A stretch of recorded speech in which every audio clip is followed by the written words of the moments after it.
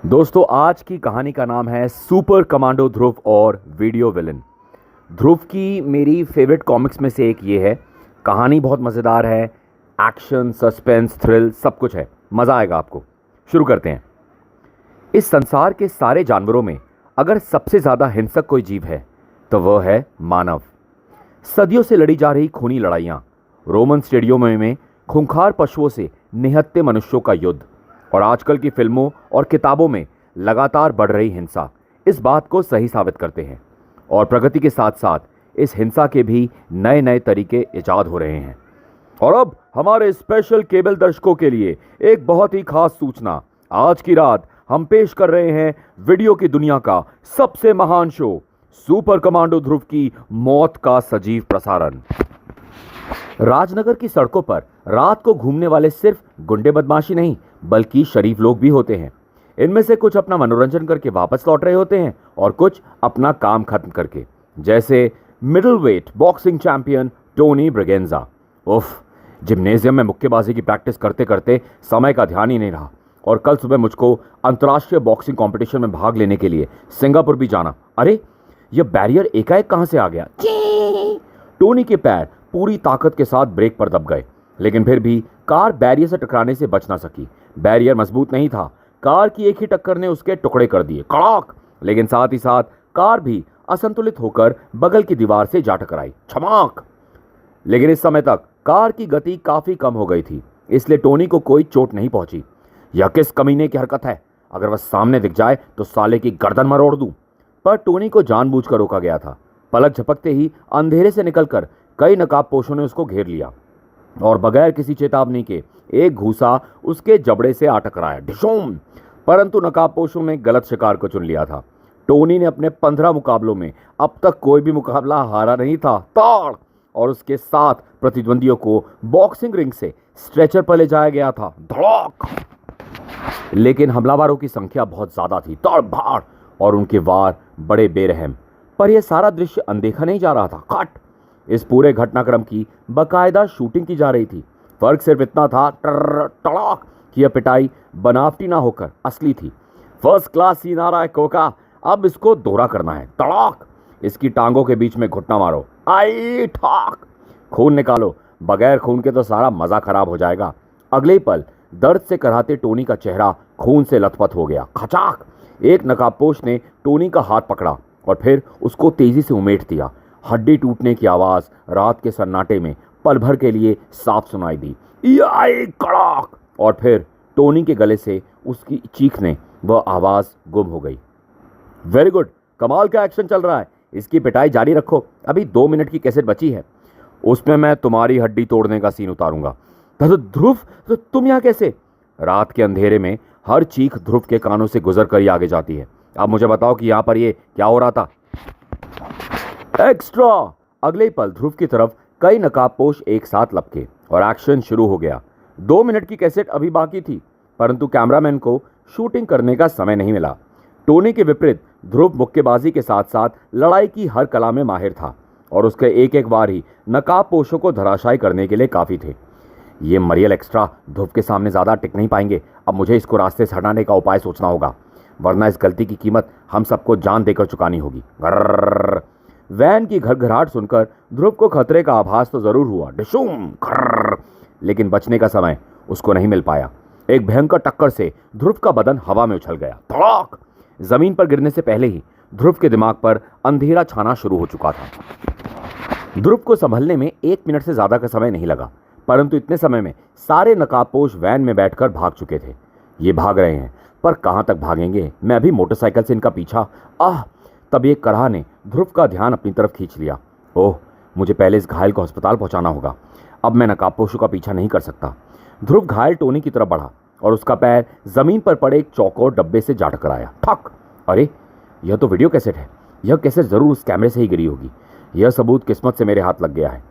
अब यह ही मुझे उन कमीनों तक पहुंचाएगा। गुंडों की टोली इस बात से बेखबर थी। Good evening director. Welcome cameraman Raghu. आज कुछ गड़बड़ तो नहीं हुई? थोड़ी सी बॉस। आज हमारा सामना ध्रुव से हो गया। सुपर कमांडो ध्रुव से? यानी तुम शूटिंग नहीं कर पाए? रघु कभी कच्चा काम नहीं करता डायरेक्टर। उस बॉक्सर की तो ऐसी पिटाई की है जिसे देखकर हमारे स्पेशल दर्शक झूम उठेंगे। ऐसा क्या? तो ला जल्दी से कैसेट ला, ब्रॉडकास्टिंग का समय भी होने वाला है। ये रही वो धमाकेदार कैसेट। अरे क्या हुआ? कैसेट कैमरे में नहीं है। लगता है कि ध्रुव से लड़ते वक्त कैसेट बाहर गिर पड़ी है। मूर्ख, आंखें खोलकर काम नहीं करते हो क्या? वह कैसेट जरूर ध्रुव के हाथों लग गई होगी। उस कैसेट के जरिए वह मुझ तक भी पहुंच सकता है। खैर, यह तो बात की बात है। इस वक्त तो सवाल यह है कि आखिर आज रात हम अपने दर्शकों को क्या दिखाएंगे। मैं अभी उस कैसेट को वापस मंगाने का इंतजाम करता हूं। करो, वरना आज हमारे दर्शक टोनी ब्रेगेंजा की बजाय तुम्हारी पिटाई देखेंगे। इसी वक्त एसपी सिटी के बंगले पर क्लिक। अजीब चक्कर है ध्रुव, यह इस तरह का नवा केस है। हर केस में नकाबपोशों ने एक आदमी को बुरी तरह से मारा पीटा है, पर लूटा नहीं है। यह तो मुझे आज पता चल रहा है कि इस घटनाक्रम की वीडियो फोटोग्राफी होती है, पर क्यों? यह तो मुझे भी नहीं पता एसपी साहब। इस सारे नाटक को यहीं पर रोकना होगा, वरना इस शहर में शरीफों का बाहर निकलना मुश्किल हो जाएगा। इस कैसेट को हम फिर से देखते हैं, शायद इससे कोई सूत्र। उसका समय नहीं है प्यारे, क्योंकि हम नई कैसेट सिर्फ 4 घंटे के लिए ही देते हैं। अब मैं कैसेट वापस लेने आया हूँ। कौन हो तुम? या अंदर तक कैसे आ गए? सिपाहियों ने तुमको रोका नहीं क्या? नाम तो मेरे कई है एसपी, लेकिन मेरे बॉस मुझे प्यार से सुपरस्टार कहते हैं, क्योंकि फिल्मी सुपरस्टार की तरह मैं कोई भी असंभव काम कर सकता हूँ, जैसे कि यहाँ से कैसेट ले जाना। और हाँ, तुम्हारे सिपाही मुझे रोकना तो चाहते थे, लेकिन मेरी क्लोरोफॉर्म पिचकारियों ने उनको इसका मौका नहीं दिया, और अब तुम दोनों का भी वही हाल होगा। फट पिच। 2 तेज धारें ध्रुव और एसपी साहब की तरफ लपकी। ध्रुव फुर्ती के साथ घातक धार के रास्ते से अलग हट गया, पर एसपी साहब ध्रुव जैसे फुर्तीले नहीं थे। यह पूरी तैयारी के साथ आया है, इसको जल्दी ठिकाने लगाना पड़ेगा, वरना मेरा भी एसपी साहब जैसा हाल होगा और यह कैसेट ले जाने में कामयाब हो जाएगा। ध्रुव ने लपक कर 2 पेन टेबल से उठा लिए। अगले पल ध्रुव का हाथ घूमा, पॉप प्लॉप, और पेनों ने गैस की नलियों में फंसकर नलियों को जाम कर दिया। तुमने मेरा अभी सिर्फ एक अस्त्र बेकार किया है कमांडो, लेकिन तुम तो जानते ही हो कि सुपरस्टार कभी नहीं हारता, क्योंकि उसके पास बहुत सारे स्पेशल इफेक्ट्स होते हैं, जैसे जाले लगाने वाली मशीन। फिल्मों के खंडर वाले सेटों पर जाले इसी मशीन से लगाए जाते हैं। फर्क सिर्फ इतना है कि यह मशीन प्लास्टिक फाइबर का जाल छोड़ती है, और इस जाले को कोई भी तोड़ नहीं सकता। तोड़ना तो बात की बात है सुपरस्टार, पहले मुझे इस जाल में कैद करके तो दिखाओ। यह ठीक कह रहा है, मेरे सारे वारों को उछल उछल कर बेकार कर दे रहा है, इसलिए पहले मुझे ऐसा इंतजाम करना पड़ेगा कि यह मेरे वारों को देख ही ना सके। और यह काम करेंगे मेरे शरीर पर लगे तेज रोशनी के बल्ब, जिनका इस्तेमाल शूटिंग के लिए किया जाता है। ओह, इतनी तेज रोशनी, मेरी आंखें चुंधिया रही है। ध्रुव को कुछ पलों के लिए दिखाई देना बंद हो गया, और सुपरस्टार ने इस मौके का पूरा फायदा उठाया। मैंने कहा था ना ध्रुव कि सुपरस्टार से कोई टक्कर नहीं ले सकता, और अब तुम मुझे कैसेट ले जाने से नहीं रोक सकते। तुमने मेरे हाथों को तो जरूर बांध दिया है सुपरस्टार, लेकिन मेरे पैर अभी आजाद हैं। तड़, तो अब मैं तुम्हारे पैरों को भी बांध देता हूं। ध्रुव पर एक ही ट्रिक बार बार नहीं चलती प्यारे, और ना ही ध्रुव अपने दुश्मन को दूसरा मौका देता है। तड़ाक! तुम में अभी भी बहुत जान बाकी है, यानी अब मुझे स्मोक मशीन का इस्तेमाल करना ही पड़ेगा। घर्र। एक हल्की सी घरघराहट के साथ गाढ़ा धुआं तेजी से कमरे में भरना शुरू हो गया। ध्रुव तेजी से वीसीआर की तरफ लपका, लेकिन धुएं ने पलक झपकते पूरे कमरे को अपने अंदर समेट लिया। ध्रुव यह नहीं देख पाया कि सुपरस्टार कहाँ गया, पर सुपरस्टार भी यह नहीं जान पाया कि इस दौरान ध्रुव ने क्या कर दिया। कुछ ही पलों बाद ध्रुव तेजी से धुएं भरे कमरे से बाहर निकला। सुपरस्टार भी अब आता ही होगा। मेरे पास कुछ ही पलों का समय है, और इसी में मुझे इस जाल से आज़ाद होना है। इस फाइबर के जाले को तोड़ा तो नहीं जा सकता, पर काटा तो जा सकता है, राइफल की संगीन से। करच करच करच। ध्रुव ने जाले को संगीन पर रगड़ना शुरू कर दिया। संगीन की तेज धार ने देखते ही देखते जाले के टुकड़े कर दिए। कच, और बाहर निकल रहा सुपरस्टार सीधे ध्रुव के घूंसे से जा टकराया। धड़ाक! पर अगले क्षण एक धमाके ने ध्रुव को सुपरस्टार से अलग हट जाने को मजबूर कर दिया। धाएं! उस वैन से कोई गोलियां चला रहा है, पर यह तो वही वैन है जिसने मुझे टक्कर मारी थी, और सुपरस्टार भी भागकर इसी वैन में चढ़ रहा है। तड़ाक! यानी यही वैन मेरी मंजिल है। ध्रुव वैन की तरफ लपका, पर इतनी देर में वैन स्टार्ट होकर आगे बढ़ चुकी थी। ध्रुव से मिरर में ड्राइवर की एक झलक देख सका, और फिर वैन धूल का गुब्बार उड़ाती हुई नजरों से ओझल हो गई। 1 घंटे बाद किसी गुप्त स्थान पर। अब यस जोरावर जी, आज हम कुछ कारणों से अपना नया कैसेट नहीं दिखा पाए। जी जी जी, आई एम वेरी सॉरी। आप इसके पैसे काट लीजिएगा। इस गलती के बदले में हम कल रात आपको एक स्पेशल शो दिखाएंगे। हाँ जी। ओह, यह 20वीं कॉल थी। अगर अभी वो मरदूत कैसेट लेकर आ जाए तो। डायरेक्टर, हम कैसेट लेकर आने में कामयाब हो गए। शाबाश शाबाश, मैं जानता था कि सुपरस्टार के सामने तो ध्रुव भी नहीं टिक पाएगा। इस बार तो कोई गड़बड़ नहीं हुई।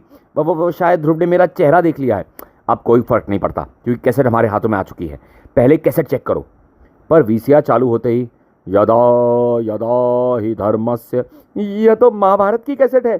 यानी ध्रुव ने मौका पाकर कैसेट बदल दी थी। मुझे मालूम होना चाहिए था कि तुम लोग ध्रुव से टक्कर नहीं ले पाओगे। अब मुझे ही ध्रुव के लिए एक नई स्क्रिप्ट लिखनी पड़ेगी।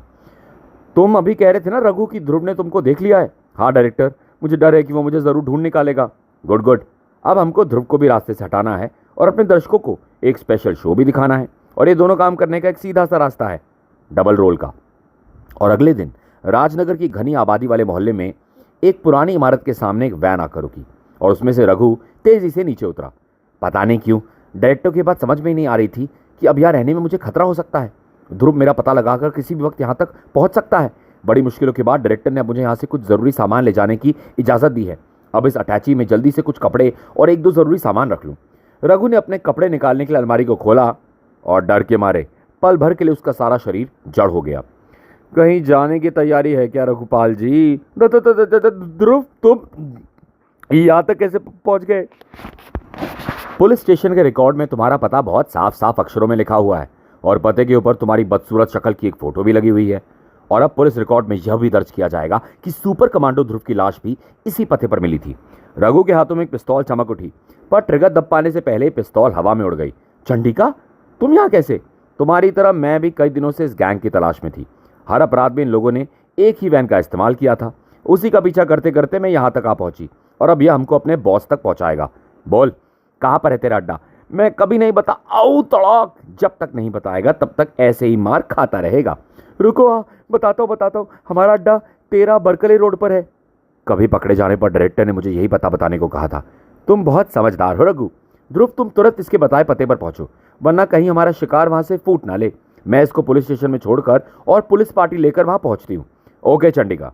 अगले पल भयभीत रघु को लेकर चंडिका हवा में तैर गई और उसी पल एक धमाके के साथ चंडिका के हाथ की मजबूत डोर 2 टुकड़ों में बट गई। धाएं! और चंडिका और रघु के शरीर नीचे की तरफ गिरने लगे। ध्रुव जब तक पूरा मामला समझकर घटनास्थल तक पहुंच पाता। ओह, इस हमले से तो ये रघु के साथियों की हरकत लगती है। धूल का गुब्बार उड़ाती गाड़ी एक बार फिर उसको मात दे गई। हे भगवान, यह क्या हो गया? चंडिका दुश्मनों के हाथ लग गई। लेकिन ये गुंडे चंडिका को लेकर अपने अड्डे पर ही जाएंगे और उस अड्डे का पता रघु मुझको बता चुका है। ध्रुव की मोटरसाइकिल तूफान की रफ्तार से बरकले रोड की तरफ बढ़ी, लेकिन रघु के बताए पते पर एक और आश्चर्य उसका इंतजार कर रहा था। हाँ साहब, मुझे पक्का पता है कि यही 13 बरकले रोड है। यह खाली प्लॉट? यानी रघु ने झूठ बोला था। एक मिनट, इस पत्थर के नीचे दबा कागज एकदम नया लग रहा है, जैसे कि अभी अभी रखा गया है। शायद इसको यहाँ पर मेरे लिए रखा गया हो। ध्रुव का सोचना एकदम सही था। कागज पर लिखी गई चिट्ठी उसी के नाम थी। चंडिका हमारे कब्जे में है। अगर उसे बचाना चाहते हो तो आज रात 9 बजे सुसाइड पॉइंट पर पहुंच जाना, अकेले, वरना चंडिका की लाश पाओगे। डायरेक्टर, दुश्मन बहुत चालाक और सतर्क है। उसको पता था कि मैं और चंडिका रघु के पीछे लगे हैं और उसने अपनी योजना पहले से बनाकर रखी थी। यह तो पक्का है कि दुश्मनों ने मेरे लिए कोई खतरनाक जाल बिछा रखा है, पर चंडिका को बचाने के लिए मुझे इस जाल में फंसना ही पड़ेगा। घर पहुंचकर भी ध्रुव का दिमाग चंडिका में ही उलझा हुआ था। अभी अंधेरा होने में काफ़ी समय है, तब तक वे गुंडे ना जाने चंडिका का क्या हाल करेंगे। कहीं उसी पर शूटिंग ना चल रही हो। ओह, क्या सोच रहे हो ध्रुव? तुम्हारे चेहरे पर तो परेशानी भी झलक रही है। क्या हुआ? चंडिका का अपहरण हो गया नताशा। अभी 1 घंटे पहले मेरी आंखों के सामने उसका अपहरण कर लिया गया। चंडिका का अपहरण? पर समझी, पर इस वक्त वो है कहाँ पर? किन लोगों ने उसका अपहरण किया है? यह मैं तुमको नहीं बता सकता नताशा, किसी को नहीं बता सकता, वरना चंडिका की जान खतरे में पड़ जाएगी। यह लड़ाई मुझको अकेले ही लड़नी होगी। नताशा सिर्फ खामोशी से ध्रुव की बात सुनती रही, पर उसके चेहरे से साफ जाहिर था कि वह भी कोई योजना बना रही है। सुसाइड पॉइंट कभी लवर्स पॉइंट के नाम से जाना जाता था, क्योंकि यहीं पर बने रेस्टोरेंट में प्रेमी एक दूसरे से मिलते थे।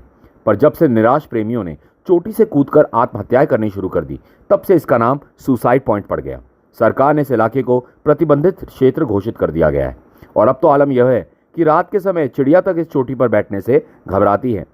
पर कुछ लोग तो डर का नाम तक नहीं जानते हैं, खास तौर से तब जब उनके किसी दोस्त की जान दांव पर लगी हो। आहा, तो तुम आ ही गए। वेलकम मिस्टर ध्रुव। अपनी नई वीडियो फिल्म के मुहूर्त पर डायरेक्टर तुम्हारा स्वागत करता है। चंडिका कहाँ है डायरेक्टर? तुम्हारी चंडिका अब तक तो सुरक्षित है कमांडो, पर तुम्हारी एक गलत हरकत उसकी जिंदगी को एक झटके में छोटा कर देगी। तुम आखिर चाहते क्या हो? कौन हो तुम? अच्छा सवाल है। कम से कम मरने से पहले अपनी मौत को देख ही लेना चाहिए। आज से 3 साल पहले फिल्मी दुनिया में एक नया डायरेक्टर आया था। सुरेंद्र दत्त उसका नाम था। उसने कई साफ सुथरी और कलात्मक फिल्में बनाई। पत्रिकाओं ने उसकी खूब तारीफ की। उसकी फिल्मों को राष्ट्रीय पुरस्कार भी मिले, पर उसकी सारी फिल्में फ्लॉप हो गई, क्योंकि दर्शक अच्छी फिल्मों में बजाय हिंसा से भरी फिल्में देखना चाहते थे। फिर एक दिन ऐसा आया जब सुरेन के पास रोटी खाने तक के पैसे नहीं बचे और उसी दिन सुरेन ने इसी चोटी से छलांग लगाकर आत्महत्या कर ली। मुझे मालूम है यह खबर तो हर अखबार में छपी थी, पर इस कहानी से तुम्हारा क्या संबंध है? इस कहानी का सच सिर्फ मैं जानता हूं। यह खबर झूठी थी। सुरेन दत्त उस दिन मरा नहीं था, वह अब तक जिंदा है। सुरेन दत्त तुम? हाँ मैं। अच्छी फिल्में फ्लॉप होने के बाद मैं समझ गया था कि इस देश के सारे फिल्मी दर्शक हिंसा के पुजारी है। मैंने उसी वक्त तय कर लिया था कि हिंसा की दीवानी इस दुनिया को उनके स्वाद की फिल्में दिखाऊंगा, और फिर मैंने असली हिंसा वाली फिल्में बनानी शुरू कर दी। पर तुम्हारी फिल्में देखता कौन है? इस महानगर में ऐसे हजारों लोग हैं जिनकी फिल्में हिंसा पसंद नहीं आती, इसलिए क्योंकि ये सभी जानते हैं कि ये सभी नकली नाटक होता है। मैं इन दर्शकों को ही अपनी फिल्में केबल टीवी के जरिए दिखाता हूँ। ऐसी एक एक फिल्म से ही मुझे लाखों की कमाई हो जाती है, पर आज की फिल्म मुझे एक ही झटके में 10 गुना अमीर बना देगी। ऐसी कौन सी फिल्म बनाने जा रहे हो तुम? उस फिल्म का नाम है सुपर कमांडो ध्रुव की मौत, और मैंने उसके स्पेशल सीधे प्रसारण की खास व्यवस्था की है। अब शूटिंग शुरू होती है। Ready, scene 1, final take. इस आवाज के साथ ही चारों तरफ कई तेज रोशनियां एक साथ चमक उठी। कैमरा स्टार्ट हो गया, दर दर दर दर दर, और कई मोटरसाइकिलें तेज रफ्तार से ध्रुव की तरफ लपकी। ध्रुव के पास अब कुछ भी सोचने का समय नहीं था। समय था तो सिर्फ अपना बचाव करने का और साथ ही साथ वार करने का। तोड़!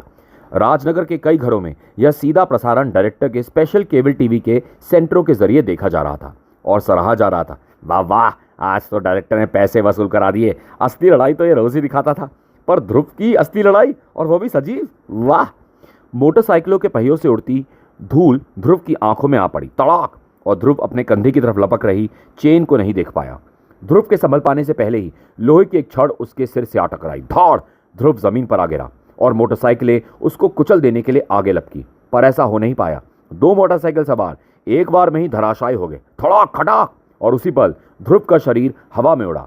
उसके पैर चलती मोटरसाइकिलों पर आ टिके। ध्रुव ने अपने शरीर को एक हल्के से कोण से मोड़ा और मोटरसाइकिलें अपना रास्ता बदलकर वापस मुड़ चली। एक पल बाद 2 और मोटरसाइकिलें धराशायी हो गई। तड़ाक धड़ाक! अब सिर्फ 2 नकाबपोश और बचे थे, और उनके लिए ध्रुव को कुछ करने की जरूरत नहीं थी। ध्रुव का काम मोटरसाइकिलों ने खुद ही कर दिया था। कड़ंच! एक लड़ाई खत्म हो चुकी थी, पर कमाल का एक्शन करते हो यार ध्रुव, जवाब नहीं तुम्हारा। इंटरवल तक के तो सारे सीन हो गए, अब जरा क्लाइमेक्स की भी शूटिंग कर ली जाए, क्योंकि उसी में तो दर्शक तुम्हारी मौत देख पाएंगे। और क्लाइमेक्स होगा फाइट मास्टर गुनोला से तुम्हारी रस्से पर लड़ाई। फर्क सिर्फ इतना होगा कि गुनोला की कमर से रस्सा बंधा होगा और तुम्हारी गर्दन से रस्सा बंधा होगा। शर्त सिर्फ यह है कि तुम गुनोला से जीतने की कोशिश कतई नहीं करोगे, यानी हर हाल में मेरी मौत निश्चित है। पर अगर मैं इस एक तरफा लड़ाई से इनकार कर दूं तो चंडिका की खोपड़ी में एक छेद हो जाएगा। ध्रुव के सामने और कोई रास्ता नहीं था सिवाय इस लड़ाई के लड़ने के, जिसका अंत पहले ही तय हो चुका था, और यह अंत था ध्रुव की मौत। हर आंख ध्रुव और गुनोला की लड़ाई पर जमी थी। किसी का भी ध्यान चंडिका और उसके पहरेदार की तरफ नहीं था, जहां पर एक नया सीन चल रहा था। पर 1 मिनट बाद जब गई गार्ड का ध्यान उधर गया तो सब कुछ वैसा ही था। गुनालों के वारों से खींच उठे ध्रुव के हाथ चले। गुनोला की पेशेवर कुश्ती में कई सालों का अनुभव था। ध्रुव के वारों को पहले ही भांप लेना उसके लिए बाएं हाथ का खेल था। तड़ाक! ओह, इसमें तो चीते जैसी फुर्ती और सांड जैसी ताकत है, और यह रस्से पर जिस तरह से उछल रहा है उससे मुझे असंतुलित होकर नीचे गिरने में ज़्यादा वक्त नहीं लगेगा, और नीचे गिरते ही मुझको फांसी लग जाएगी। इसलिए सबसे पहले गर्दन से बंधी रस्सी का इंतजाम करना होगा। गुनोलो का फरसा ध्रुव की गर्दन काट देने को घूमा और साथ ही साथ ध्रुव हवा में उछला। खच! फरसे का तेज फल मजबूत रस्से को सूत की तरह काटता चला गया। गुस्से से झुंझलाकर गुनोला ने फरसे को फिर घुमाया और रस्सी का एक लंबा टुकड़ा ध्रुव के हाथों में आ गया। गुनोला ने खुद ही ध्रुव के हाथों में एक हथियार दे दिया था। वह समझ ही नहीं पाया कि कब ध्रुव ने उसके हाथों की रस्सी से बांधकर फरसा अपने हाथ में ले लिया। हाथ बन जाने के बाद गुनोला के लिए रस्से पर अपना संतुलन बनाए रखना असंभव हो गया। तोड़! और एक हल्के से धक्के से ही उसका शरीर अधर में झूलने लगा। या क्या? मैंने तुमको पहले ही बता दिया था कि तुमको गुनोला से जीतना नहीं है। अब मैं चंडिका को खत्म। यह झगड़ा मेरे तुम्हारे बीच का डायरेक्टर, इसमें चंडिका का क्या कसूर है? चंडिका को छोड़ दो। चंडिका को तो मैं छोड़ ही दूंगा, क्योंकि यह चंडिका नहीं है, बल्कि चंडिका के डबल रोल में मेरी एक्ट्रेस रिप्पी है। क्या ये असली चंडिका नहीं है? नहीं कमांडो, तुम्हारी फाइनल पढ़ने के बाद मुझे पता चल गया था कि असली चंडिका को तुम खुद भी नहीं जानते हो, पर उसके लिए तुम जान भी दे सकते हो। बस मैंने इसी पर स्क्रिप्ट लिख डाली। रघु के फ्लैट में तुमसे मिलने वाली चंडिका रिप्पी ही थी, पर इस चारे ने तुमको मेरे जाल में फंसा लिया। देखा ना मैं कितनी जोरदार स्क्रिप्ट लिखता हूँ। नहीं, तुम झूठ बोल रहे हो। मैं तुमको अभी सबूत दिए देता हूँ। रिप्पी चंडिका का मेकअप उतार दो। पर तभी रिपी अपने आप मेकअप नहीं उतार पाएगी, तुमको जरा उसकी मदद करनी पड़ेगी डायरेक्टर। ये क्या? हकलाओ मत डायरेक्टर, मैं असली चंडिका हूँ। डबल रोल का खेल खेलना तुम्हारे अलावा और लोग भी जानते हैं। काले, इसको गोली से उड़ा दो। काले बेचारा भी बेहोश पड़ा है डायरेक्टर, मैं कमांडो फोर्स का कैडेट पीटर हूँ, भून डालो इन सबको। कई बंदूकें एक साथ चंडिका और पीटर की तरफ उठी, क्लिक कट। लेकिन ट्रिगर दब पाने से पहले ही पूरा वातावरण गोलियों की तड़तड़ाहट से गूंज उठा। तर तर तर तर तर तर तर तर तर तर। नताशा के साथ आई पुलिस फोर्स ने पूरे गिरोह को घेर रखा था। यह क्या हो गया? मेरी जोरदार स्क्रिप्ट फ्लॉप कैसे हो गई? यह सब तेरा किया हुआ है, मैं तुझे जान से मार दूंगा। गुस्से से कांप रहा डायरेक्टर ये भूल गया था कि ध्रुव अब तक रस्से पर ही खड़ा है और वह रस्से पर नहीं चल सकता है। एक झटके से डायरेक्टर का शरीर सैकड़ों फीट नीचे बहते पानी की ओर गिरने लगा। डायरेक्टर सुरेंद्र दत्त की मौत की झूठी खबर 3 साल बाद सच हो गई थी। ध्रुव कैमरे की तरफ घूमा। हिंसा के दीवाने दर्शकों ने देख लिया होगा कि हिंसा का आखिरकार क्या अंजाम होता है। हिंसा आज आपको कुछ देर की खुशी देती है, पर कल यही खुशी आपकी जान की दुश्मन बन जाएगी। कल पैसों के लालच में डायरेक्टर जैसे और लोग भी पैदा होंगे और इनका शिकार बनेंगे आप और आपके घर वाले। इस हिंसा को खत्म कर दो, वरना यह तुम लोगों को ही खत्म कर देगी। वाह, बात तो तुमने एकदम सही कही, पर इन लोगों को वो समझ में आए तो कुछ बात है। पर तुम लोग यहाँ तक कैसे पहुँच गए? तुम्हारा पीछा करते करते नताशा हम लोगों को यहाँ तक लेकर आई थी, पर तुम लोगों की इस हरकत से चंडिका की जान खतरे में पड़ सकती थी। मान लो अगर वह रिप्पी ना होकर चंडिका होती तो वह असली चंडिका हो ही नहीं सकती थी ध्रुव, क्योंकि जिस वक्त तुम घर पे मुझसे बात कर रहे थे उस वक्त श्वेता यानी चंडिका गैरेज में गाड़ी पार्क कर रही थी। यह बात तुम इतने विश्वास के साथ कैसे कह सकती हो नताशा? यह ट्रेड सीक्रेट है ध्रुव, जर्नलिस्ट नताशा का ट्रेड सीक्रेट। क्यों चंडिका, है ना? यस डियर नताशा, बिल्कुल है। अब आओ चले। बाय ध्रुव। ध्रुव खोपड़ी खुजलाने के अलावा और कुछ नहीं कर सकता था। वह धीरे धीरे समझ रहा था कि कुछ रहस्य ऐसे हैं जिनको ध्रुव भी नहीं सुलझा सकता है। समाप्त। दोस्तों, आई होप, उम्मीद करता हूँ ये कहानी आपको ज़रूर पसंद आई होगी। सुपर कमांडो ध्रुव की कहानियों से ज़्यादा अच्छी राइटिंग मुझे नहीं लगता किसी कैरेक्टर की कभी भी आई है। सभी राइटर्स जो अलग अलग इसको लिखते आए, चाहे तरुण कुमार वाही सर हो, संजय गुप्ता जी हो, मनोज गुप्ता जी हो, काफ़ी राइटर्स ने लिखा है। हर ने अपनी जान लगा दी है। काफ़ी अच्छे शब्दों का इस्तेमाल होता है, काफ़ी अच्छी कहानी होती है, सीखने को बहुत कुछ मिलता है, साइंस के बारे में काफ़ी जानकारी मिलती है। तो इसलिए मुझे ध्रुव की कहानियाँ पढ़ने में ज़्यादा मज़ा आता है। उम्मीद करता हूँ आपको भी अच्छा लगा होगा। प्लीज़ मेरे चैनल को लाइक और सब्सक्राइब कर दीजिए अगर अभी तक नहीं किया है तो, एंड हो सके तो मेरे चैनल को आगे शेयर भी कीजिए। जल्दी फिर मिलेंगे एक और कहानी के साथ। धन्यवाद।